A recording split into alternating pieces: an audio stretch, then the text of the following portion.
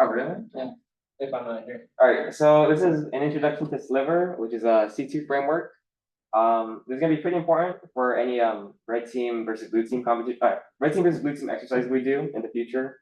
So, yeah, What does C2 mean? I'll get into that. All right. So what is Sliver and what is C2? Oh, all right. So what is Sliver and what is C2? So it's kind of just a way to install malware, but malware you can control onto a compromised system, right? So you're able to remotely control the system once you install an implant. And this is usually part of what you do in the post-exploitation phase. So after you exploit a machine, you gain access, you establish your foothold, you install an implant from a C2 framework, so in this case, Sliver, and we're able to remotely control it. This one, Sliver, is written in Go, and it's developed by Bishop Fox. And I like it because it's free. It's free compared to like Cobalt Strike, and we're all able to use it. And it's open source too. Yeah. So where does Sliver lie in the I guess red team engagement timeline? Like I said before, it's in the post-exploitation phase. So when we're doing these red team versus blue team engagements, what we initially first do is we do reconnaissance on the machine, find out any like potential attack surface of the machine, and then we get to actually exploiting them. So that would be like, I don't know, SQL injection, using a CVE, Metasploit, taking advantage of misconfigurations, doing some phishing on some users. After you get access to that machine, you want to make sure that you have control over it now. You want to make sure that if this door closes or this exploit gets patched, we still want to be able to, I guess, keep our access to the machine. So that's where Sliver comes in. Yeah, we're able to keep our foothold, and then it also enables us to more doors where we could move laterally across the network and move higher to more privileged machines or across to like similar permissions style machines, but we're able to take control over the network more with this. So getting started, I usually just use Sliver through my Kali VM. It's just a simple package on there, and you could run sudo apt install Sliver and then install that package, and then running the binary, it's just sliver-server. So implants. This is like a core piece of Sliver. As I stated before, it lets you remote control the target, and it's quite literally malware. Some antiviruses will pick up on it, especially like if you're trying to install this on Windows. I think by default, Windows Defender will pick it up and try to remove it. But we'll be talking about Linux today, so there's no Linux is very secure. Sorry. So there are two types of implants you can install with a Sliver. You could generate. Those would be beacons and sessions, which we'll get into in the following slides. But the couple ways that implants can communicate with the server that you're controlling it from, that they can communicate with the red teamer, is HTTP and MTLS. Those are like one of the easiest options. These are pretty reliable too. Some other more like sneaky ways is DNS. And that is pretty stealthy, but it does require some extra setup you have to do. WireGuard, I haven't really experimented with it, but it is an option.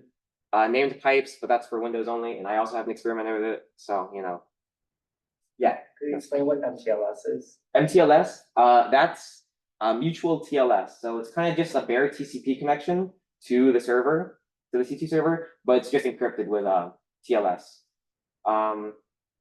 Yeah. Any other questions? Yeah. On the slide before, you used sliver-server. Isn't there also like sliver-client? Yeah. Okay. So sliver-client is used for the multiplayer mode.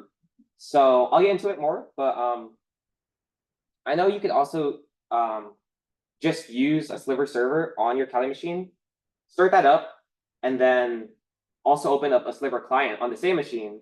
And the advantage that gives is if you accidentally control C, right, it won't kill your entire server. I have some of that problems with just using this bare Sliver server command.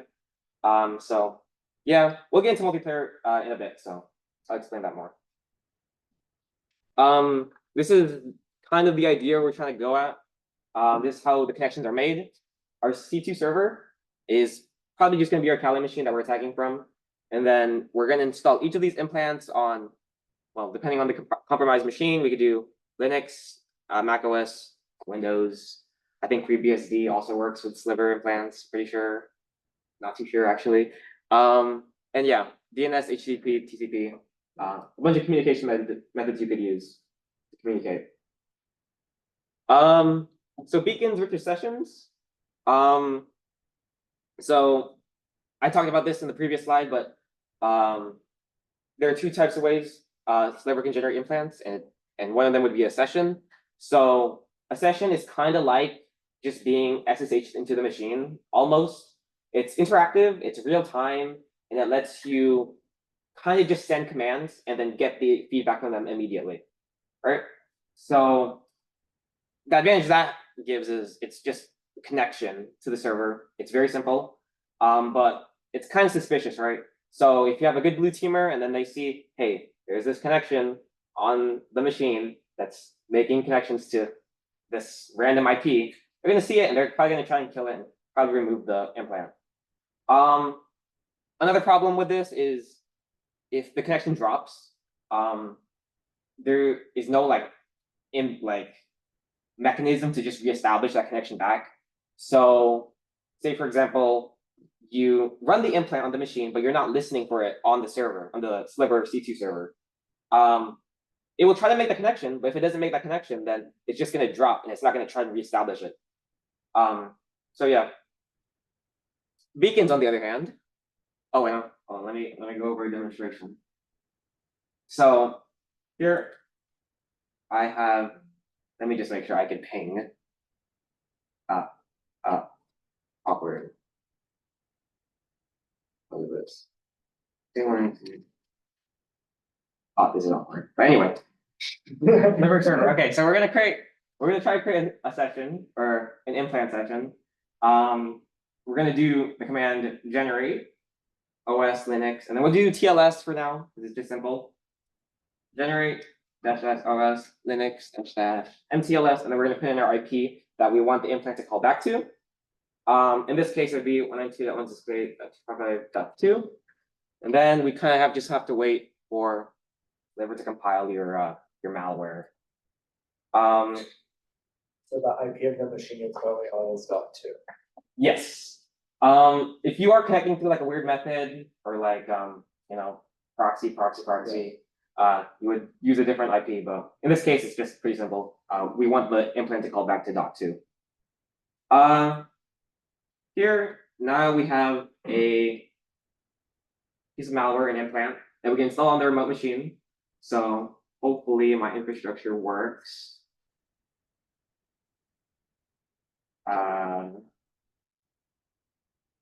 And then, oh well, okay, we'll do it on this machine then. I'll infect my own machine. So first thing we gotta do, first of all, since this is a session, we have to listen for the implant's callback, right? So we're gonna do MTLS, and it's gonna start a listener, and it's listening for the implant to be run. Right, now we're gonna execute the implant, then we should see, hey, we got a session back. Now we could do use, and then we can select the session that the compromised host that we infected, right? Then we do ls, and then we can see, oh hey, this is all of the things on the machine. Yeah. Does deleting the file terminate the session? Is deleting the file terminate the session? Actually, yes. In fact, if I just stop this, right, I lose the session. So that has some problems, right? There's no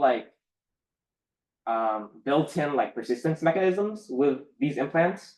So if I reboot or shut down the machine and then turn it back on, the implant's just not going to auto start. It's kind of relying on you to make that initial connection and relying on you to actually make that persistence, right? But if I restart it, I can actually also spawn a, I'm gonna go over the commands actually.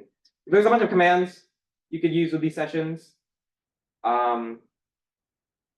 But you could also, if there's something that you actually need a shell for, right? We could do type in, oh, actually I'm not on the session. Oops. Okay, so these are the commands you could use for a session. You can download files. I'm pretty sure you can upload files too. You can take screenshots of the commands, screenshots of the host. You can make directories, ls, some pretty standard stuff. And these are kind of hard to detect. I'm gonna be honest, because it's not like you're creating a bash shell and then they will see, hey, there's a logged in user. They will just see that that implant making these commands, but it's not that noticeable. But if we do need a bash shell, we could just do shell, and it's gonna ask if you're an adult, and it's gonna start a shell. Yeah, make sure you're an adult if you're doing this. So yeah, any questions with sessions? Cool. So yeah, this kind of is cheat sheet for sessions if you want to use it. So for beacons, these differ from sessions because they're kind of they call back to the C2 server at like a specified time. So the interval can be set.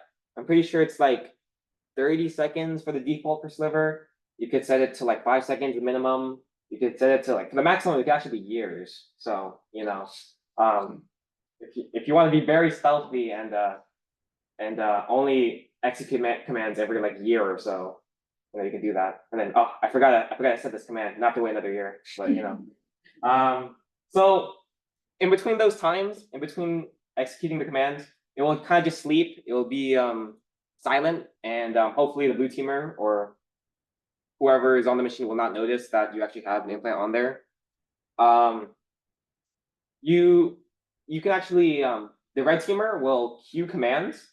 So if you type in ls, it will queue up 3 ls commands, and then once the beacon calls back, it will see, okay, I have to execute ls 3 times, and then it will do that, and then send the information back. And something cool is you can actually just convert this to a session when you need to. The same thing does not apply vice versa. So a session can't become a beacon, but a beacon can become a session. So yeah. So of course, since we're waiting, the operator or the red teamer kind of has to just wait until those commands execute or until the beacon calls back. But it has the advantage of being just less suspicious. So yeah. And I'll go over some demonstration. Oh, I killed my Sliver server. Okay, so we're gonna generate a beacon. This differs from the session because we didn't put anything on it.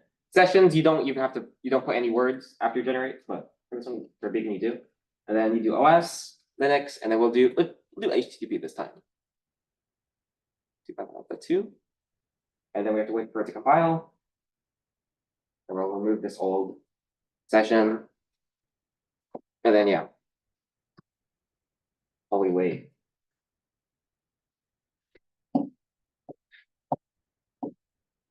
I'm pretty sure Sliver also installs systemd service that you can use. Oh really? I didn't hear that. So, Can.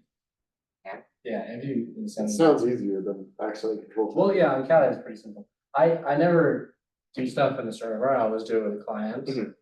Because I've killed my server way too many times and lost all my sessions. Yeah. So yeah. So here now we have a beacon. Now before we run it, remember, actually for this one we can just execute. Oh, I locked it. Oops. For this one we can't just execute it, but since I forgot to listen for the callback, we'll just start listening now, right? And then hopefully the beacon will call back to us and we'll be able to see it. Hopefully it doesn't take too long though. I think it's a minute by default. A minute by default. Okay, we'll pretend that. Oh hey, we got this. We got a call back. That's cool. So here we could use beacons to see the information. on the beacon. Oh yeah, you're right.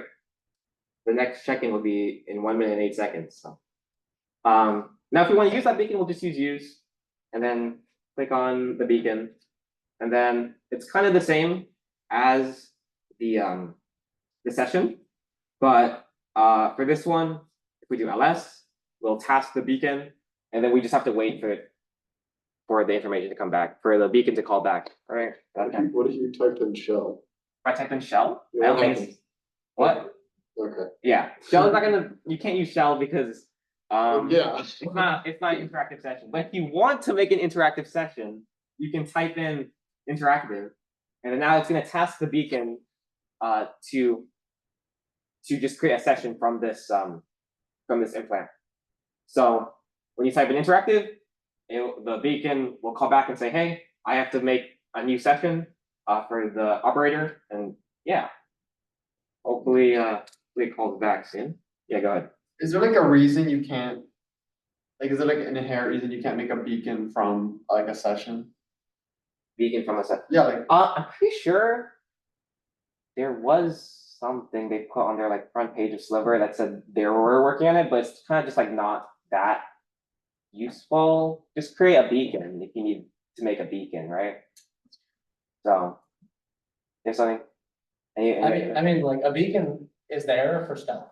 So if you already have a session, which is really not stealthy, why would you go for a beacon? That's It's true. slower and there's no stealth benefit because you're already doing something that isn't stealthy as the parent process. Okay. So we can see the ls command came back, and we can see the information.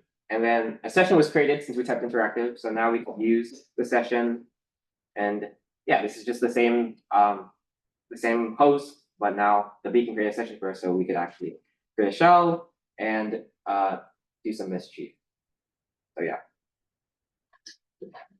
So same commands as a session, but takes a while to execute, and Yeah, when you do shell, what user do you start the shell as? whatever Executed the file? yeah, whatever executed the implant. So you can have an implant on an unprivileged user, and then yeah, but hopefully you will privilege escalate and then install another implant with a higher privileged user like root or something. Any other questions? Cool. Yeah. Adishan? What type of shell is it? Is it like, does it count as a login session? I'm pretty sure it does. I'm pretty sure it's the whatever user's default shell is. Like, would it show up in authentication logs? I guess is my question. You're not authenticating, you're just spawning bash. Okay, It's just like opening bash. Actually, can I here, let me see. It's Right. offline. I want to see if you could see it from like foo or W. yeah, Or W. So this is a default, right? It's just me and my channel. If I use shell, yes. Oh, it actually doesn't pop up on W. So that's, it is pretty stealthy, but you can, of course, find it with right, dash. Yeah, you could see that dash right here was spawned from this implant, and then so if a blue teamer saw that, it'd be like, oh hey, this is a malicious binary. Let me remove it. Yeah, it's not just, the name isn't suspicious. Oh yeah, there's also that's a pretty cool game if I'm not being honest. So they might think it's But anyway, as I said before in the previous slides, that Sliver doesn't have any like active persistence mechanism by default. So at the very least, you want to run your implant with this command. This will make it so that if your I guess your SSH connection dies, or like your I guess, yeah, if your SSH connection dies, that the implant will still be running and it won't be killed, right? Unless someone actually like types in kill and kills it. You can also add it to bash RC so that whenever the user opens the shell, the implant will also spawn. You could create a systemd service. You could do some stuff with cron tabs, but this is your place to get creative. And yeah, there's a million different ways you can keep resistance with the implant. So yeah. Pivoting, this is where it gets more advanced stuff. And just so you know, you don't have to know any of like kind of the advanced stuff to be able to use Sliver. Sliver is pretty easy to use by just using the beacons and sessions, but if you do need more like functionality, we can start pivoting across the network with Sliver. So what happens when you do the post exploitation phase and then you gain access to another machine, right? We can install Sliver on that new machine and call back to our server, right? But say that new machine is on like a subnet where it doesn't have internet access. How will you get connection? Well, what we can do is we can do like a C2 chain. So the new machine will call back to the one we compromised, and then back to our actual server, right? So there's a graphic I'll show in a bit, but what we're doing is just tunneling the C2 traffic through another compromised machine that is less restricted. And it's also pretty less noticeable because you don't have two servers, like two hosts calling back to the same IP address. You have just one server, well, one compromised host that's calling back. But the problem is if here, I'll get to it. You can also generate kind of a session or a beacon with the TCP pivot command. And you'll be able to see all the pivots that one compromised host has. But this is not Sliver, by the way, but this is Cobalt Strike, but it does give a good graphic of what we're trying to do here. We're trying to get, so say we compromise this system from this, we want to be able to tunnel our traffic from here to here back to our C2 server. In the event that like, this server doesn't have internet and we can't just call back directly. Right. And then you can take this further, you can create more chains. So for example, this one will call back through each other back to the C2 server. The problem is if the blue teamer finds the implant on here, if they take it down, you lose access to everything else in the chain. So yeah. You can install more implants if it is less restricted and just, have a bunch of implants that calls back through kind of like a mesh network or something. But, any questions? Nope. So payload staging. So what I showed before in like these demonstrations are a stageless implants. If we want something more complicated, something more, I guess, custom, we could separate the two, I guess, components of a stageless payload into, well, a stager and a stage. So a stager is kind of just a small piece of code, probably like a couple hundred bytes long, and its only purpose is to just make that initial connection with the C2. And then once it makes that connection, it will download the full implant for later. And then stage is kind of the idea that, hey, we have this actual payload and it has all the capabilities that a normal Sliver implant will have, like, command execution, we could do some file transfer stuff, and yeah. So why would we want to like make this more complicated? Why would we want to make it into a stager and a stage? Well, it's useful for evading antivirus because you can custom develop these stagers to be more like, I guess, tuned towards what you're exploiting. So I guess, for example, you could have a stager that runs directly inside like a PDF file. And then once someone opens that PDF file, it will run that stager. And you're not executing a whole binary, right? So it's not, you're not gonna get suspicious that, oh, hey, this PDF file is, I don't know, a whole gigabyte or something. Since the stager is pretty small. Another pretty big advantage is if you develop your stager in a way that it will download the actual like a payload into memory, and then execute it from there, you have this advantage where you never, your malicious code or like the capabilities of command execution are not on disk. So if an antivirus tries to scan just through files, they won't be able to find a lot of these like big giveaways, these code giveaways, right? And as stated before, yeah, it's good for strict size limits. So like if you have like a exploit that only allows you to put this much bytes into a, I guess, exploit, then a stager is good for that.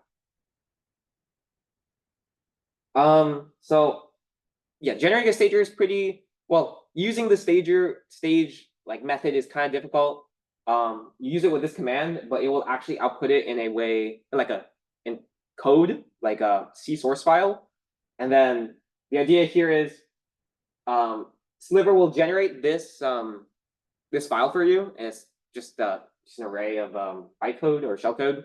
And then the idea is the red teamer will custom develop their stager for their specific purpose, and then eventually it will run this shellcode.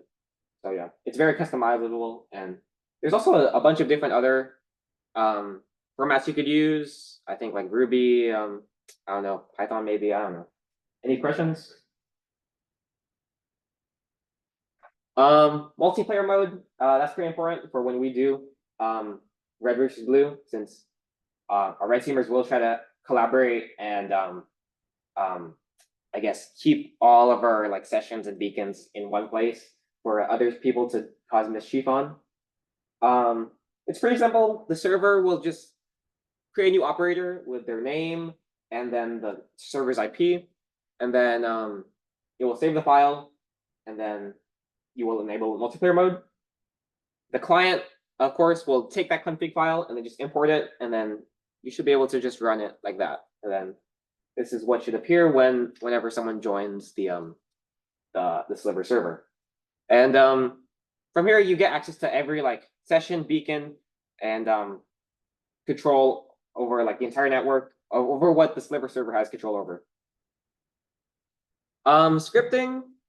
So Sliver does have built-in like a simplified version of scripts. They have something called reactions. So some of these like events, this is not a complete list, but you can set a command called reaction set -e, and then whenever a session connects or session updates, session disconnects, or loot is added, or whatever reaction you want to set, it will ask you, hey, what do you want to do when this happens? And then you could, script whatever you want on there, like ls or who am I, or create a shell and then remove the entire file system or whatever. If you want a bit more control, you can also use the Sliver-Pi library. It does use the multiplayer mode, so you will have to enable the multiplayer session. This, I'm gonna be honest, this library kind of sucks. It hasn't been updated in quite a while, and there's not a lot of features. Well, a lot of the features are there, but there are some like some things that are missing. But it is pretty easy to use if you want to use it. This is something I developed, and it does use the Sliver-Pi library, but it basically allows you to run Ansible scripts over a Sliver connection or a Sliver session. So that's pretty cool if you want to automatically do stuff and run a whole script. This was initially created for blue team, but we can use it for red team too. It's very useful for both. Some things I want to get implemented that aren't already implemented are creating sessions from beacons. So if you execute the Ansible script and then you have a beacon, but you don't have a session, I want to be able to have Ansible like automatically create that session from the beacon. It's not really packaged that well. There is some hard-coded stuff in there, and I kind of want to get into like a more polished state. But if you guys want to help out, that'd be awesome. And I also want to stop using Sliver-Pi because I don't know how like there are some missing features I need, and also just in case this library just blows up, right? So are you saying you want to develop your own library? Yeah, so Sliver uses connects via gRPC, I think. And I guess you could just communicate through that and just not use the Sliver-Pi wrapper.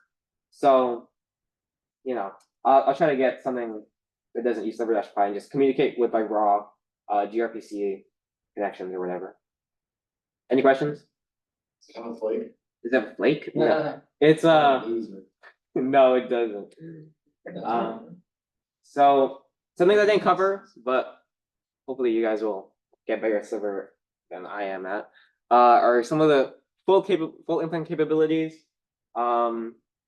There's a lot of stuff you could use with implants that I didn't cover, and I lost my session. Oh well, but Should be running the service, man. yeah, I should have been. The armory is also a really cool tool. It's community developed like scripts and tools you could use. That's really cool. C2 profiles. So if you're in like a engagement that commonly generates these specific like these specific implants beacon sessions, typing out the whole generate dash dash os dash dash mtls whatever command is pretty long, especially with all the options you could have additionally. So you could have a profile that will automatically generate that beacon or session for you with like just a small command. There's also some antivirus evasion. I know I went over stagers and the actual stage, but there are a couple different more ways you could evade antiviruses, but just kind of hope that your Linux server doesn't have like antivirus or whatever. Most of them don't Does it anyway. exist? I mean. You have ClamAV, but like I mean, is that? ClamAV searches files, but it doesn't search through memory. So I mean, there's paid things. yeah, there is paid things. This is something I learned about just recently. Cursed. Apparently, they have their own post-exploitation toolkit for like browsers and stuff, which is really cool. Beacon object files, getting loot, executing assembly, doing some side loading. Those are some things you could look into, but just something that I didn't put in the slides. But yeah. So that's about it. I guess we'll just transition to our hands-on lab. But yeah, that's the end of the lecture. Any questions? Good. All right.